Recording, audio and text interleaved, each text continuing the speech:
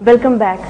جی سر صاحب، ابھی آپ نے ایک بہت امپورٹنٹ ایشو پہ بات کی کہ پاکستان میں بے پناہ وسائل موجود ہیں، تو پھر اس کی کیا وجہ ہے کہ پھر بھی پاکستان میں لوگ بھوک کی وجہ سے خودکشی کر رہے ہیں؟ دیکھیے، جو بات ہم نے آپ سے کہی کہ بنیادی طور پر مس مینجمنٹ ہے، کرپشن ہے، خیانت ہے، احمقانہ حرکتیں ہیں حکومتوں کی جس کی وجہ سے اور اپنی ہی قوم کو نوچنا، لوٹنا، ٹیکسز لگانا ان پر خیانت ہے. اب ہم آپ کو کچھ سٹیپس بتانا چاہیں گے. اگر یہ حکومت سنسیئر ہے یا کوئی بھی آنے والی حکومت جو سنسیئر ہے مسلمانوں کے ساتھ، اس کو یہ سٹیپس لینے پڑیں گے. نمبر 1، مکمل طور پر بین لگا دیجئے تمام فوڈ سٹاکس کی ایکسپورٹ پر. پاکستان کو اس وقت ہر حال میں اپنا غلہ، اپنی گندم، اپنا چاول اپنے ملک کے اندر سنبھال کے رکھنا ہے. ہم نے پوری دنیا میں قحط برپا ہو رہا ہے، پوری دنیا میں غلے کی کمی آنے والی ہے، آ چکی ہے. پوری دنیا میں رائٹس ہو رہے ہیں فوڈ اور خوراک اور راشن کے لیے. دیکھیے، ہم بار بار مثال آپ کو یوسف علیہ السلام کے مصر کی دیں گے. وہاں بھی بادشاہ وقت کو ایک خواب دکھایا گیا تھا جس میں اس کو وارن کیا گیا تھا کہ 7 سال جو غلہ ہوگا اس کو سنبھال کے رکھ لو، آگے آنے والے 7 سال قحط کے آنے والے ہیں. اور پھر اس پالیسی کو امپلیمنٹ کرنے کے لیے ایک حفیظ اور علیم وجود کو اللہ نے بھیجا جس نے اس کو امپلیمنٹ کیا. تو اللہ تعالیٰ جب خیر چاہے گا اس قوم کی تو انشاءاللہ ہمیں امید ہے کہ اللہ اس قوم کی خیر چاہتا ہے، ورنہ یہ باتیں باہر نہ نکلتی. اس وقت سخت ضرورت اس بات کی ہے کہ یوسف علیہ السلام کی طرح، اس وقت کی طرح ہم کئی برس تک اپنا غلہ ایکسپورٹ کرنا بند کر دیں. ہر حال میں کوئی غلہ ایکسپورٹ اس ملک سے نہیں ہوگا. اب سنبھال کے رکھیے، اس کو جمع کیجئے، اس کے سٹوریجز بنائیے، اس کا ذخیرہ کیجئے، کیونکہ اپنی قوم کو بھی کھلانا ہے اور وہ وقت قریب ہوگا کہ شاید ہمیں مسلمان ممالک کو، دوسروں کو بھی، اپنے بھائیوں کو کھلانا پڑے جو بیچارے تکلیف میں آنے والے ہیں. نمبر 2، اس ملک میں آبی ذخیرے بنائیے. ہم پھر ایمفسائز کریں گے، اس حکومت نے آنے کے بعد کالا باغ ڈیم کا منصوبہ ترک کیا ہے، لیکن یہ نہیں بتایا کہ اس کے بدلے وہ کون سا ڈیم بنانے جا رہے ہیں. یہ نہیں بتایا کہ اس کے بدلے کون سی واٹر اسٹریٹجی بلڈ ہوگی کہ پاکستان میں اگلے چند سالوں میں پانی کی تکلیف نہ ہو، جبکہ ایک اندھے کو بھی نظر آ رہا ہے کہ قحط پڑنے والا ہے، جبکہ ہر شخص کو نظر آ رہا ہے کہ انڈیا ہمارا پانی بند کر رہا ہے. ہر شخص کو نظر آ رہا ہے کہ کارزائی حکومت رہے کابل پر ڈیم بنا کے ہمارا پانی بند کر رہی ہے. ہر شخص کو یہ نظر آ رہا ہے کہ پاکستان کے اندر ایک قحط پڑنے والا ہے پانی کا. پانی کے ذخیروں کی ہمیں ضرورت ہے.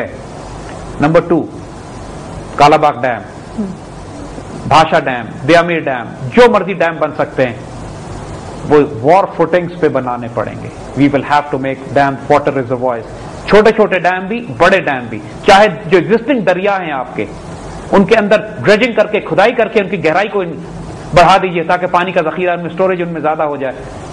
لیکن وہ ٹیمپرری ارینجمنٹ تو ہو سکتا ہے، لیکن وہ ملک کے لیے بڑے بڑے پانی کا ذخیرے جو ہمیں ضرورت ہے وہ ڈیم بنانے ہیں. یہ دوسرا سٹیپ ہے. پہلی بات، فوڈ ایکسپورٹس بین کر دیجئے. دوسری بات، پاگلوں کی طرح لگ جائیے ڈیم بنانے پہ، پانی کا ذخیرہ جمع کرنا ہے ہم نے. نمبر 3، تمام وہ زمینیں جن پر کاشت کی جا سکتی ہے ان کو کاشت کیجئے. کوئی زمین اس ملک میں ایسی نہ ہو جو کاشت کرنے کے قابل. حکومت وقت کی ذمہ داری ہے کہ وہ تمام شرعی احکامات کہ جو شخص اپنی زمین کاشت نہیں کرے گا 3 سال، وہ اس سے لے لی جائے گی. وہ زمین کہ جو حکومت وقت کی سرکاری زمین خالی پڑی ہوئی ہے، چاہے اس کو آپ برانی کاشت کریں، کاشت کرنے کے لیے دے دیں لوگوں کو. کسی جگہ کوئی زمین ایسی نہ ہو کہ جو خالی پڑی ہوئی ہو. پانی انشاءاللہ کم نہیں ہوگا، بارشیں بھی ہوتی ہیں اس ملک میں. ہزاروں ایکڑ زمین ایسی ہے کہ جہاں نہری پانی بھی ہے، ٹیوب ویل کا بھی ہے، بارش بھی ہوتی ہے، لیکن نیچے کوئی کاشت لگی بھی نہیں ہوتی. اس کو کاشت کیجئے. حکومت وقت کی ذمہ داری ہے، لازمن کرو اس کو. اور ایسی فصلیں بھی لگائی جا سکتی ہیں جو کم پانی استعمال کرتی ہیں، پھلوں کے درخت لگائے جا سکتے ہیں.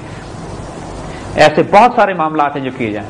نمبر 3، جو بات ہم ایمفسائز کر رہے ہیں، ایگریکلچر پروڈیوس بڑھائیے، کاشت کرنی ہے. نمبر 4، ایک بہت اہم ایسپیکٹ ہے.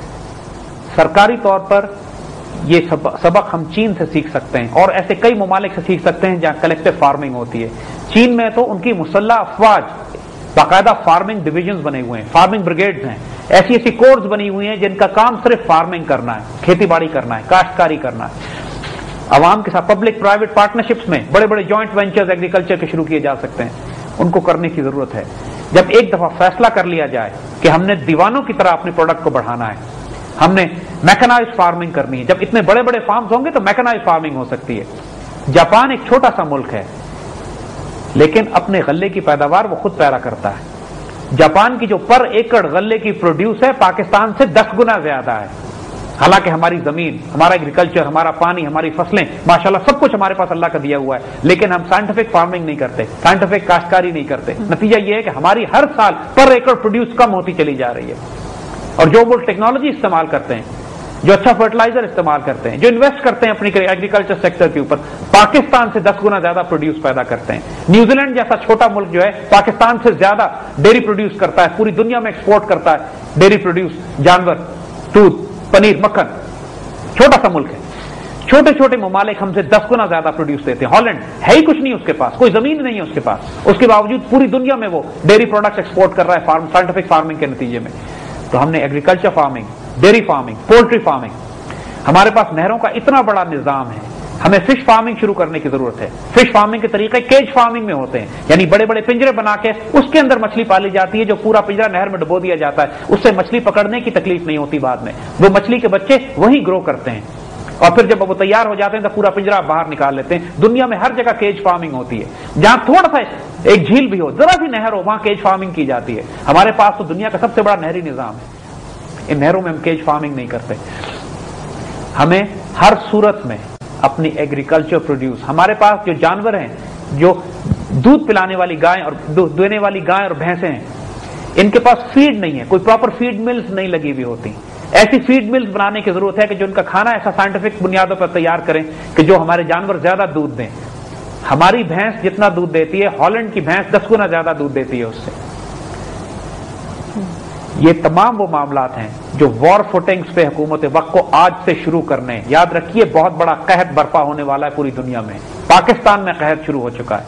ہم نے وہ تمام سٹیپس ڈسکس کیے ہیں جس کے نتیجے میں ایک ہولناک جنگ ہم پر بھوک اور پیاس کی بھی مسلط کی جا رہی ہے جب ہم پہ دشمن حملہ کرنے کی بات کرتا ہے۔ یہ چند سٹیپس ہیں، ابھی ہم آگے سٹیپس کی بات کرتے ہیں۔ دیکھیے ڈرپ اریگیشن، پانی کی جہاں کمی ہوتی ہے وہاں ڈرپ اریگیشن کی جاتی ہے، یعنی وہاں پانی کے قطرے قطرے کے ذریعے پائپ بچھا کے، یہ اگین کارپوریٹ فارمز میں ہو سکتا ہے جہاں پبلک پرائیویٹ پارٹنرشپس ہوں، وہاں پہ ڈرپ اریگیشن کا سسٹم، تاکہ بہت تھوڑا پانی بہت بڑے بڑے فارمز کو سیراب کر سکے۔ یہ تمام سائنٹیفک بنیادوں پہ اپنی پوری ایگریکلچر کو اوور آل کرنے کی ضرورت ہے۔ ہمارا فارمر تکلیف میں ہے، ہمارا کسان تکلیف میں ہے، ہمیں اپنے دوسری جگہوں سے خرچے کم کر کے اپنے فارمرز کو سبسڈی دینے کی ضرورت ہے کہ ہمارا فارمر خوشحال ہو۔ اس کی انپٹ اتنی بڑھ چکی ہے اس وقت، بجلی کی، فرٹیلائزر کی، کھاد کی، ٹرانسپورٹ کی، پیٹرول کی، کہ وہ بیچارہ اپنا گزارا نہیں کر سکتا، ملک کو کیا پالے گا۔ بہت سارے معاملات اور ہیں، ہم اس پورے سٹیپس کو انشاءاللہ اگلے پروگراموں میں ڈسکس کرتے چلے جائیں گے۔ یہ چند سٹیپس ہیں جن کو بنیادی طور پر ہم نے فوڈ سیکیورٹی کے حوالے سے ذکر کیا ہے۔ انشاءاللہ اگلے پروگراموں میں حکومت وقت کو بڑی بھاری ذمہ داری عائد ہوتی ہے، اگر یہ سٹیپ نہیں لیں گے اللہ نہ کرے اس ملک کو تکلیف ہو جائے گی۔ جیسا آج آپ نے بہت امپورٹنٹ باتیں بتائیں جو کہ ہمارے لیے واقعی ایک لمحہ فکریہ ہے، اور ہم امید کرتے ہیں کہ ہماری حکومت وقت بھی ان پر غور کرے گی۔ خواتین و حضرات، اگلے پروگرام تک کے لیے اجازت دیجیے، اللہ حافظ۔